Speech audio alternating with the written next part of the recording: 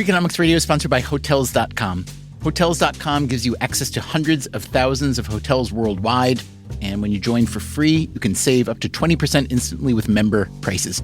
Plus, every stay earns rewards. So when you book one trip, you're already lowering the cost of the next one.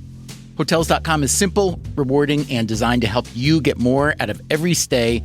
Sign up for free and book today. Hotels.com. It's all in the name.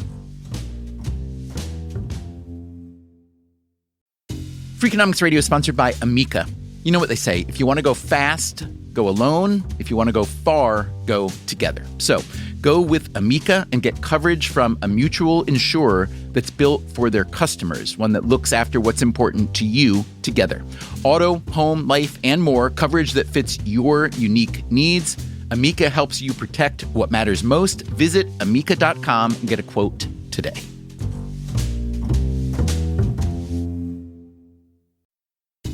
Freakonomics Radio is sponsored by Mint Mobile. Ditch overpriced wireless with Mint Mobile. Cut your wireless bill to $15 a month at mintmobile.com/freak.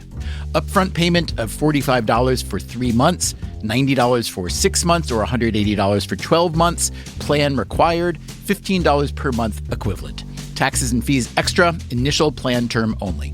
Greater than 50 gigabytes may slow when network is busy, includes up to 20 gigabytes hotspot. Capable device required. Availability, speed, and coverage varies. See mintmobile.com.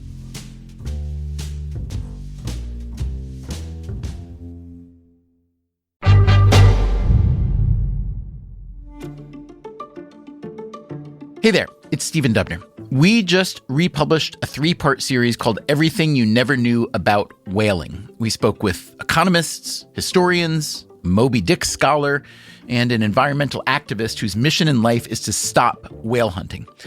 We also tried to speak with a whale hunter, but public sentiment against whaling is so strong that most modern whalers don't want to speak with the press. Also, there just aren't that many whalers around anymore. In the 1960s, at the peak of industrial whale hunting, thousands of whalers in more than a dozen countries were killing tens of thousands of whales a year. Today, commercial whaling happens in only 3 countries, Norway, Iceland, and Japan. And collectively, they only kill about 1,000 whales a year.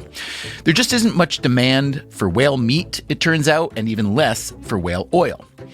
Anyway, we couldn't get a modern whaler to go on the record with us, but then, right as we were finishing our series, we landed our white whale, Bjørn Andersen, one of the biggest whalers in Norway. The Norwegian government allows for the harvest of 1,400 minke whales a year. The minke is plentiful. It's not at all an endangered species. Even so, Andersen and his fellow whalers usually take less than half of the allowed quota each year. Like I said, just not much demand for whale meat these days. When we caught up with Andersen back in 2023, he had just finished his whaling season. In the conversation you're about to hear, he tells us why he loves hunting whales and how he does it, why harvesting whales is important to maintaining the supply of fish, and why he thinks that in the future there will be more whale hunting and not less. That's coming up on this bonus episode of Freakonomics Radio, starting now.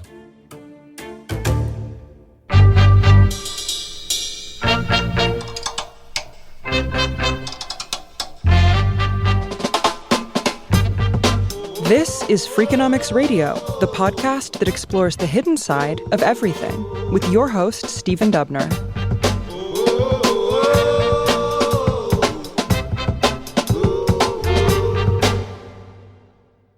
Okay, Bjørn, it's Stephen. You can hear me okay? Yes, I hear you. I'm sorry to interrupt your holiday. Yes, you're on holiday in Sweden? Yes, I am outside Söderhamn in the middle of Sweden. We have to go to my wife's home place. And what do you do when you're there on holiday?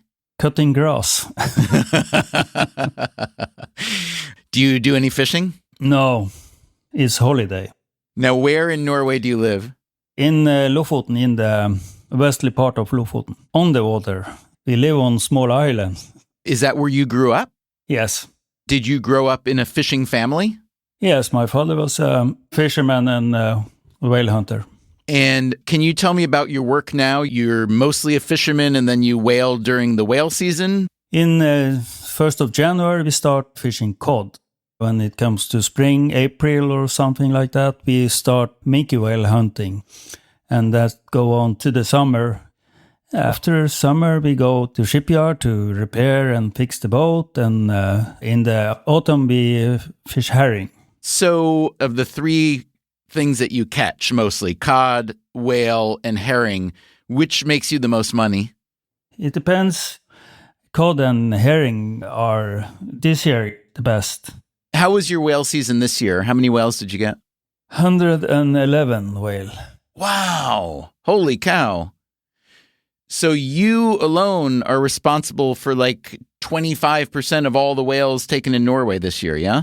Yeah. So 111, how many trips was that? 4 trips. Can you describe how you sell it then? Who do you sell it to? Well, it's a company I'm a co-owner in. And then we distribute it to all the Norway, to the stores. So we export some whale to Japan.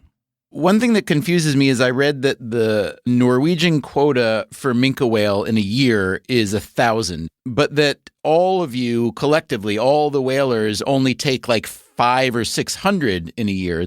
So why are you not getting up to the quota? Is it just not worth it? Are there not enough whalers? It's a problem to distribute and get it in the store everywhere, and people have to buy it. What about the price of whale meat over the past few years? It goes up, it goes down. Where is it? No, it's going up, but not in that speed we want. The price of whale meat have risen every year almost, but not enough. It's about 1/3 or 1/4 of our income. Does the government subsidize fishing and whaling? No. Not at all. No. Are there any price guarantees for the fish or the whale that you catch? Yes. All fisheries in Norway have a guarantee minimum price. It's regulated by law. Is it usually sold for more than that anyway? Yes, often it's over the minimum price. But the minimum price is useful to you just in case the prices fall, yeah? It's useful for everybody because you don't have those ups and downs. Everybody are jealous on our fishermen today because it has been quite good to be a fisherman in the last 20 years now because we have had quite good quotas and good money. So what would happen to you if Norway decided that they don't want to allow anyone to hunt whales anymore? If they do, they are crazy. Some years from now, there will be no cod or no herring to fish because there are so many whales.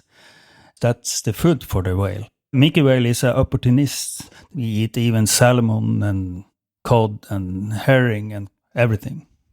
If you hunt whale, you can fish more fish because you have the balance in the ecosystem. Do you know how many minke whales there are in the world? The latest number is 150,000. In the world? Not in the world, in the North Atlantic. I saw a number, this was a few years ago, that said there were maybe 500,000 of Antarctic minke stocks. Does anyone talk about the minke whale as endangered at all? That must be people who don't know anything about the sea. Because if you are going to the coast of Norland and Troms and Finnmark, you can see minke whale and humpback and fin whale all the spring and summer and the autumn.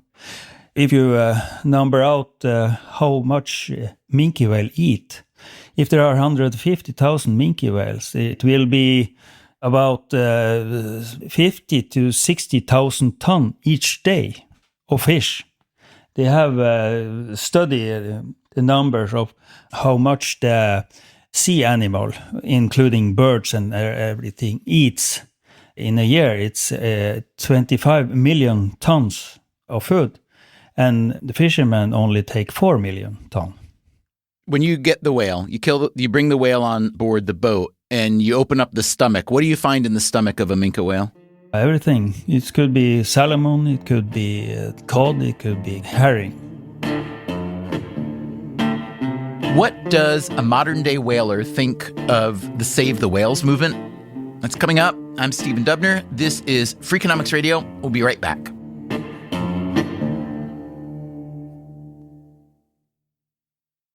At Edward Jones, we believe rich isn't about having life all figured out. It's opening yourself to all the possibilities. That's why your dedicated financial advisor provides long-term planning built around you, meeting you where you are, and helping you get closer to where you want to be. So no matter where you're starting from, you can move forward with confidence. The key to being rich is knowing what counts. Let's find your rich. Edward Jones, member SIPC. Freakonomics Radio is sponsored by LinkedIn ads. Ever invested in something that didn't live up to the hype? Marketers know that feeling. They optimize for the numbers that look great, like impressions, but then they don't see revenue. LinkedIn has a word for that: bull spend. Instead, you can get the highest ROAS of major ad networks with LinkedIn. Cut the bull spend, advertise on LinkedIn. Spend $250 and get a $250 credit. Go to linkedin.com/Freakonomics. Terms apply.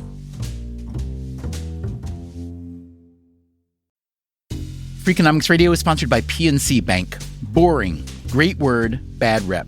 Yet time and time again here at Freakonomics, we find that when something culture-changing happens, boring things like calculations and careful planning are usually behind it.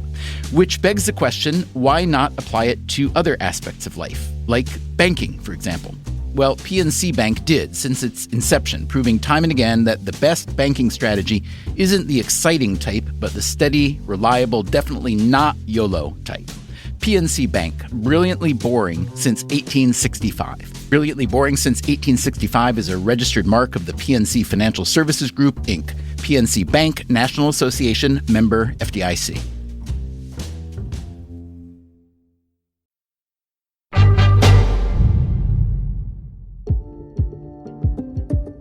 Okay, I'm Stephen Dubner. Let's get back to my conversation with Bjørn Andersen, a Norwegian fisherman and whale hunter.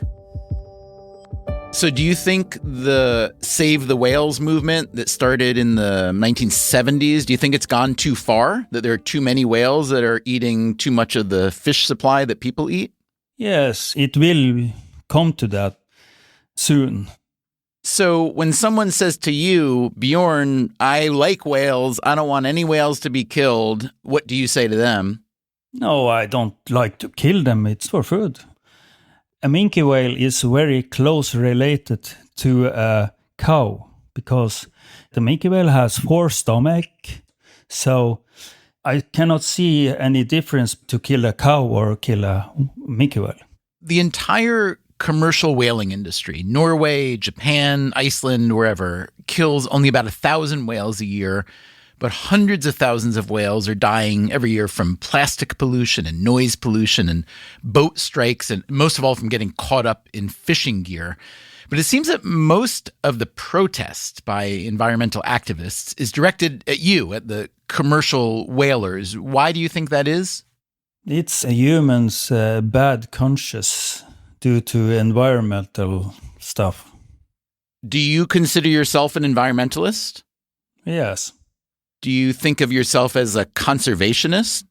Yes, I think it's common sense. If you harvest nature, you have to make sure that there are growing up things to hunt or to harvest next year.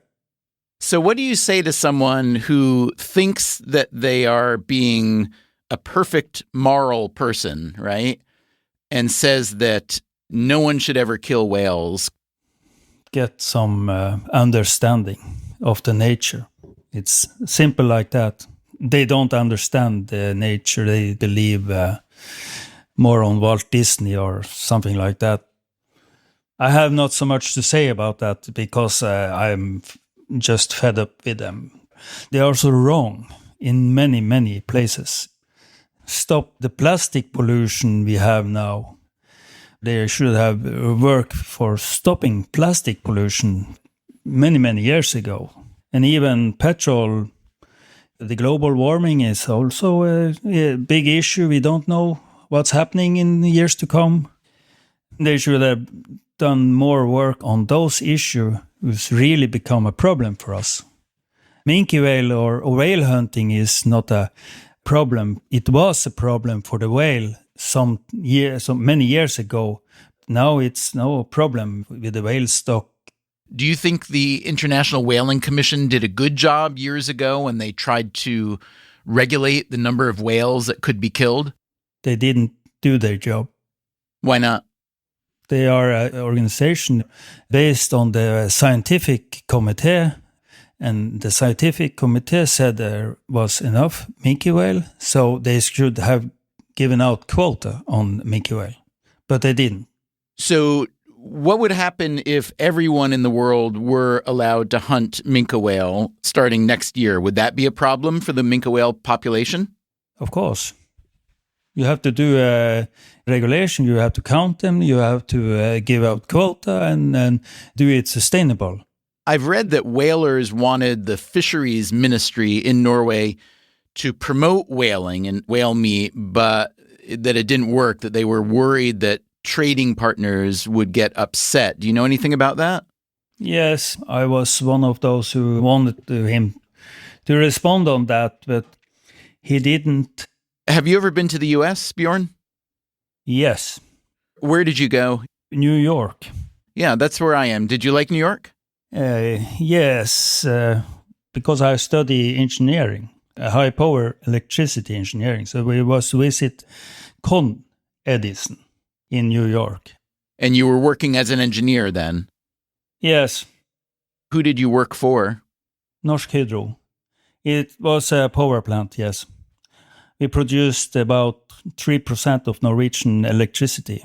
So why did you stop working as an engineer and become a full-time fisherman?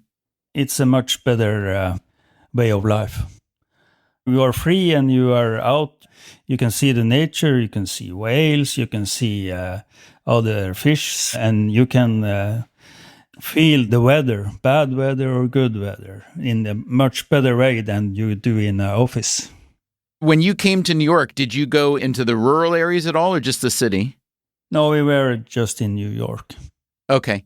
So if you had gone upstate into New York, you would see a lot of deer. And in the U.S., some species of deer are considered a nuisance animal for a lot of reasons. They eat crops, they spread disease, they cause car crashes. And so hunting of deer is encouraged. There's a season and there's a limit. Do you see the minke whale as sort of a nuisance animal like that?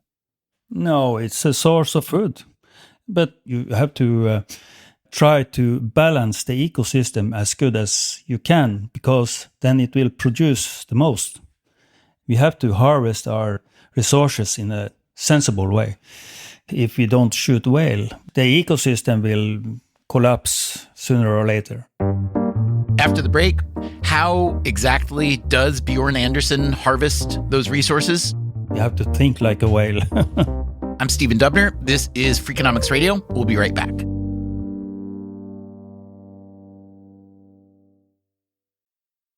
Freakonomics Radio is sponsored by Figure. Did you know that 40% of homeowners own their home outright? If that's you, don't let your equity sit idle. Tap it with a home equity line of credit. Figure, the #1 non-bank HELOC lender in the U.S., helps tap equity you've built in your home so you can do things like tackle a renovation or pay down debt. HELOC is a line of credit secured by your home. You can draw what you need, repay, and draw again.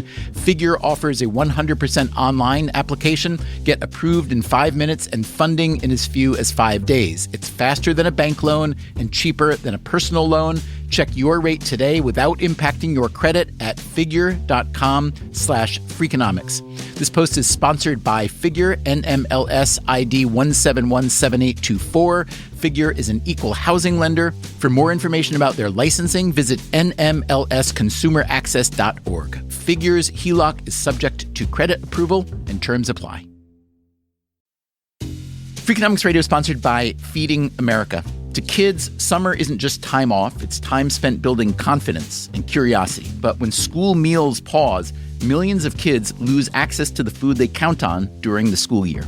As a neighbor-led network, Feeding America is deeply rooted in every community, ensuring summer meals continue nourishing growth and potential. Your support puts healthy food within reach, fueling the future for kids and their families. Give now at feedingamerica.org/summerhunger. Freakonomics Radio is sponsored by Advantech. No one likes a creaky floor, and builders know that the subfloor sets the tone, which is why Advantech subflooring is engineered for strength, stiffness, and moisture resistance. Advantech products are designed to stand up to the elements and give you a bond so strong it's backed by the industry's first squeak-free guarantee. No squeaks, fewer callbacks, no problem. When the schedule is tight and performance matters, head to huberwood.com/Advantech to lay the foundation of a solid build.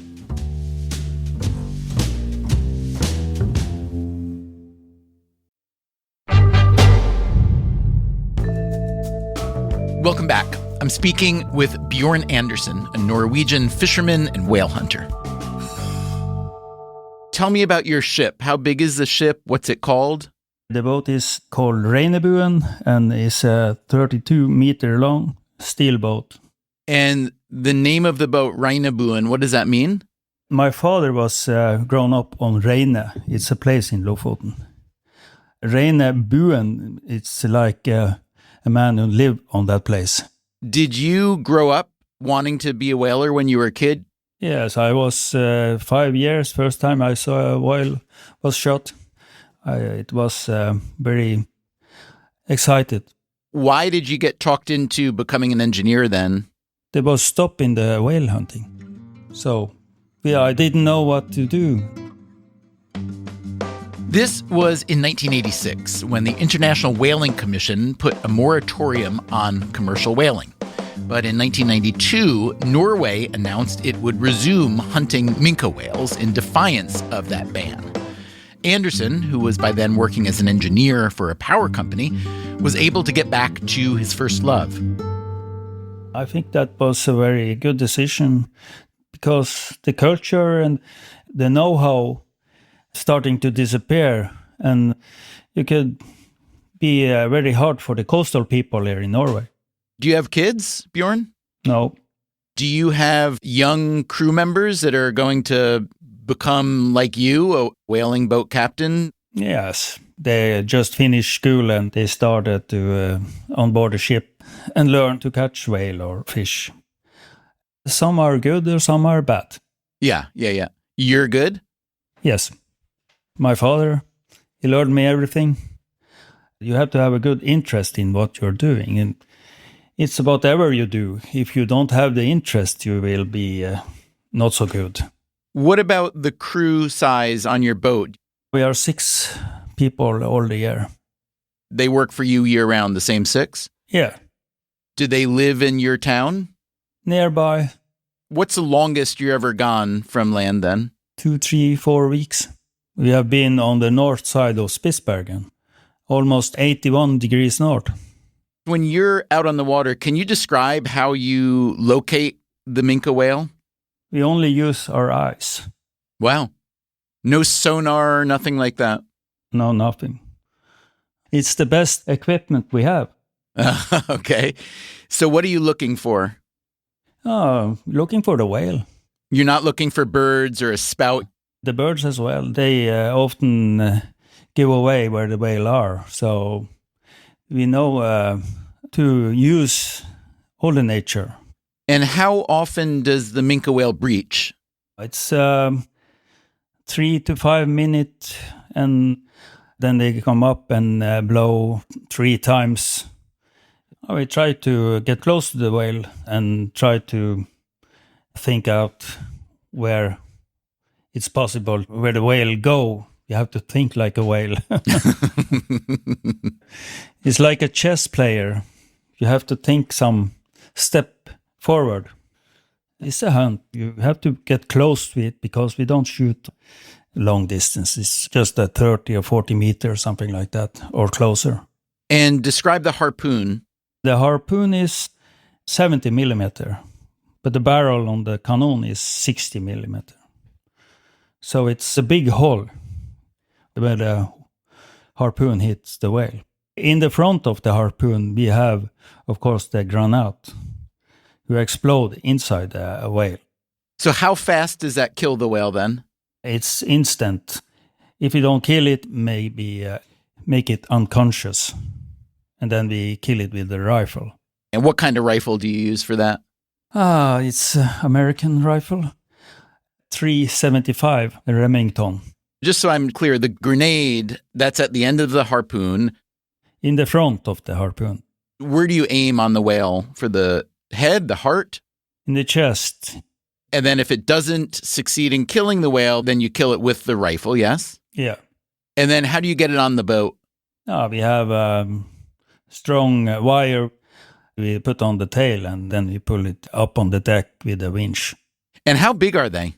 It could be up to 10 meters. What does it weigh? 15, 20,000 pounds? I don't know about pounds. It's up to 8-9 ton. So you get it on the boat with the winch. What happens now? Who butchers it and so on? Oh, it's the crew cutting out the blubber and the meat, and then we put the bone back to the sea. What do you do with the blubber? We give it to the birds. Okay, so the oil is not worth anything. Not for now. It's a very healthy oil. We haven't managed to get any good system for taking the oil. Do they travel solo or in groups? Both. But very often, the minke whale is a lonesome cowboy. They travel individual. But when they come to places where there are a lot of food, there could be very many. Does the minke whale ever try to attack the boat? No. Some whales do, yeah? No. It's more like accidents. You know, you have some YouTube clip where a humpback jump up and fall down on a sailing boat or something like that. But I don't think it's attack. It's just an accident. Yeah, I see. Have you read Moby Dick? No, I'm not a reader. When you see a whale breach, how can you tell if it's a minke whale or maybe some other kind of whale? Oh, it's like to see the difference on a horse and a pig. Maybe you can mix them up if you are from New York or something like that, but not a crew on the whaleboat. Do you ever hear the whales communicating or singing? You could sometimes. You can hear the white whales and sometimes humpback. If Norway were to allow the hunting of other species of whale, which ones would you want to hunt? I have enough with minke whale because we have to have bigger boats and other equipment to hunt bigger whales. We spoke with someone in Japan who said that one reason that some whalers there still hunt whales is because the world tells them they can't. And I'm curious if that's the same for you in Norway. That's stupid. Yes, that's stupid. I already said it. You have to harvest in a sustainable way. It's stupid. Bjørn, we've been working on this series about the history and economics of whaling for about 6 months. And you are the first whaler who agreed to speak with us. Why do you think that whalers are so reluctant to speak about whaling? Oh, I have had a lot of journalists on board the ship, and there are many bad journalists who only want to have the big scoop, you know, want us to say something they could put together so they could make a scoop or something like that. A lot of journalists are very bad. That's a pity. When I watch the news, I have a big question signs. Is this true or not? Because I've experienced many bad journalists, but also some good. I think people, the whalers, are fed up with the bad journalists who only want to have a scoop. And when you say they want a scoop, what does that mean? It means they want to make you look bad? It means they want to make you look like you don't have morals? Yeah, something like that. Do you think whaling will still exist in Norway in 10 years? Yes. What about 50 years? Then it will be more. It has to be. You say it has to be to protect the fish stock, you say? Yes, and to produce food enough for the people on the planet. Is there anything we didn't talk about that we should? Is there anything I didn't ask you that I should have, or anything you just want to tell me about? No. No, it's enough? You've had enough of me? Yes.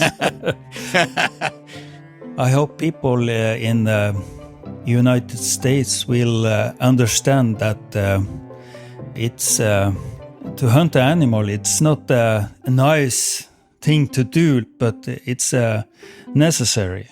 It's good food. It's not nice to see a cow being killed, not even a chicken. You never get allowed to see that. The minke whale have a nice free life before he meet me. Then it's over. All right, Bjørn, thank you very much. I appreciate your talking to us, and I enjoyed speaking with you. Thank you. And thanks to you for listening to this conversation with the Norwegian whaler, Bjørn Andersen. If you want to learn more about the modern whaling industry, I recommend you listen to part 2 of our whaling series. It's called Why Do People Still Hunt Whales? And while you're at it, you can listen to episodes 1 and 3 also. We will be back soon with another episode of Freakonomics Radio. Until then, take care of yourself, and if you can, someone else too.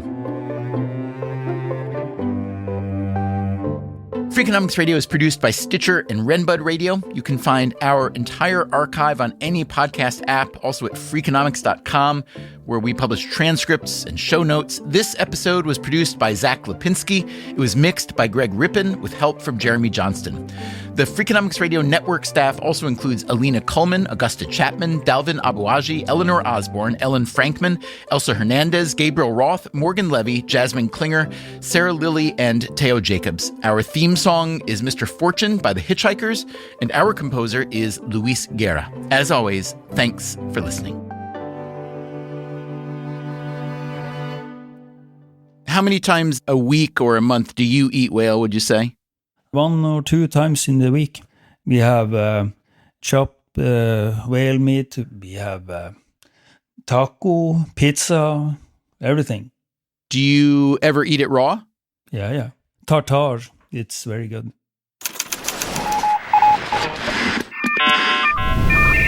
The Freakonomics Radio Network, the hidden side of everything. Stitcher.